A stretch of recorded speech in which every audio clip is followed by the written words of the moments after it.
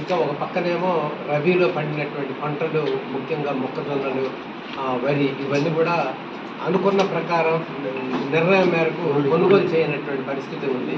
దీంతో రైతులు మార్కెట్కి తీసుకెళ్ళినటువంటి పంటంతా కూడా కొనుగోలు చేయకోకుండా అవి వర్షాలకి తడిసి ఇట్లా ఉన్నటువంటి పాడవుతున్నటువంటి మొక్కలు ఇస్తున్నటువంటి పరిస్థితి ఉంది. దారుణమైనటువంటి విషయం. ఎవరో దళారులకు మాత్రం ఇంకా వాళ్ళ ధాన్యము పంటలు కొనుగోలు చేస్తున్నారు, తీసుకెళ్తున్నారు. రైతులు మాత్రం నెలల తరబడి అట్లే ఉంటే వాళ్ళు చాలా ఘోషిస్తున్నటువంటి పరిస్థితి మనకి మార్కెట్లో కనపడతా ఉంది. వరదల్లో కొట్టుకుపోతూ ఉంది. ఇట్లా కాకుండా సరైనటువంటి కాదు. దీనికి బాధ్యత ప్రభుత్వం వహించి కండిషన్లన్నీ కూడా తొలగించేసి తీసుకెళ్ళిన వెంటనే కొనుగోలు చేయాలి. పంటలన్నీ కూడా మార్కెట్ ధరలు మన ఎంఎస్పి ప్రకటించిన ప్రకారం కొనుగోలు చేయాలి. తడిసిన వాటిని కూడా కొనాలని చెప్పి మేము డిమాండ్ చేస్తూ ఉన్నాం. అట్లే ఈ తొలకరలో కూడా ముందస్తుగా రైతాంగానికి పాత అప్పులు రద్దు చేసి కొత్త రుణాలు వడ్డీ లేకుండా ఇవ్వాలి. ఉచితంగా విత్తనాలు, ఎరువులు, మందులు ఇవన్నీ కూడా ఇవ్వాలి. అట్లే వ్యవసాయ పనిముట్లు కూడా సగం రేటుకి సాయం చేయాల్సినటువంటి అవసరం ఉంది. ఎందుకంటే రైతులంతా కూడా నష్టపోయి ఉన్నారు కనుక ఇలాంటివన్నీ కూడా చేయాల్సిన అవసరం ఉంది. ఈ మధ్యన కేంద్ర ప్రభుత్వం ఎంఎస్పి ప్రకటించింది.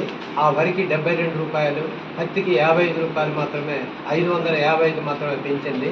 ఇవి గత అంచనాల ప్రకారం ఖర్చుల కంటే కూడా తక్కువగా ఉన్నటువంటి పరిస్థితి ఉంది. ఇది సరైనటువంటి కాదు. స్వామినాథన్ సిఫారసుల ప్రకారం ధరలు నిర్ణయించాలి. అప్పుడే ఈ వ్యవసాయం గట్టెక్కుతుంది, ఆత్మహత్యలు తగ్గుతాయి, వ్యవసాయం బ్రతికి బట్ట కడుతుంది అని చెప్పి మేము భావిస్తున్నాం. అందుకని ఎంఎస్పీని స్వామినాథన్ సిఫారసుల ప్రకారం నిర్ణయించి ప్రభుత్వమే కొనుగోలు చేయాల్సినటువంటి అవసరం ఉంది. అట్లే చట్టం కూడా ఎంఎస్పీ చట్టం కూడా చేయాలని దాదాపుగా ఒక 5-6 సంవత్సరాల నుంచి రైతాంగం దేశవ్యాప్తంగా పెద్ద ఎత్తున ఉద్యమాలు జరుగుతూ ఉన్నాయి. అయినా ఈ ప్రభుత్వం వాళ్ళు చెవిటిగా ఉన్నటువంటి పరిస్థితి ఉంది. అది కరెక్ట్ కాదు, సరైనది కాదు. ఇలాంటి మొండి వైఖరి మాని ఖచ్చితంగా ఈ చట్టబద్ధంగా కనీస మద్దతు ధరలు చెల్లించాలి రైతులకి. ఇలాంటివన్నీ కూడా చర్యలు చేపట్టాలని చెప్పి ప్రభుత్వం నిర్ణయం తీసుకొని అమలు చేయాలని డిమాండ్ చేస్తున్నాం.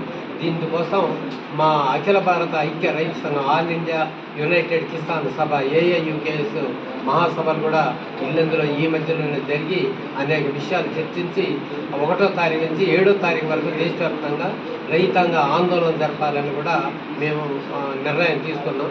అది కూడా విజయవంతం చేయాలని రైతాంగానికి కోరుతూ మీ ద్వారా మేము వాళ్ళకి సందేశాన్ని ఇస్తున్నాం.